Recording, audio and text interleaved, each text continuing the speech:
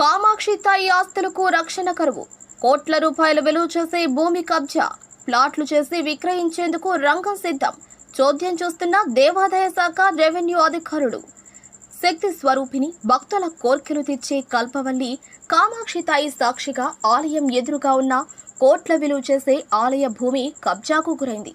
పెన్నా నది సమీపాన survey number 129లో 90 సెంట్లు 91 నీటిపారుదల శాఖకు చెందిన ఇరిగేషన్ స్థలం కొంత మొత్తంగా ఎకరాకు పైగా స్థలాన్ని దర్జాగా కబ్జా చేసి గ్రావెల్తో చదును చేసి ప్లాట్లు విక్రయించేందుకు రంగం సిద్ధం చేశారు.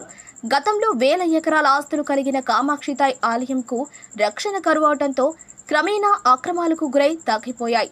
దీనిని అదునుగా తీసుకున్న దేవస్థానంతో సంబంధం ఉన్న ఓ వ్యక్తి గతంలో ఆలయ మాజీ చైర్మన్ గా పనిచేసిన వారి అండదండలతో తప్పుడు దస్త్రాలను సృష్టించి గుట్టు చప్పుడు కాకుండా పని కానిచేస్తున్నాడు.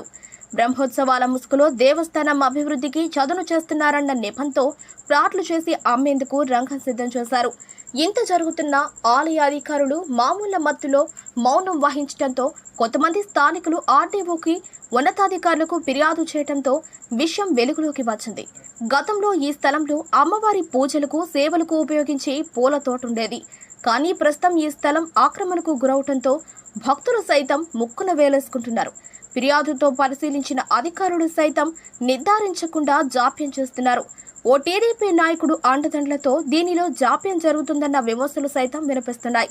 దేవాదాయ శాఖ ఉన్నతాధికారులు పూర్తి స్థాయిలో పరిశీలించి కోట్లలో విలువ చేసే అమ్మవారి ఆస్తులను పరిరక్షించి ఆలయ ప్రాంగణంలో అమ్మవారి ఆస్తుల వివరాలను సైతం ప్రచురించాలని భక్తులు, ప్రజలు కోరుతున్నారు.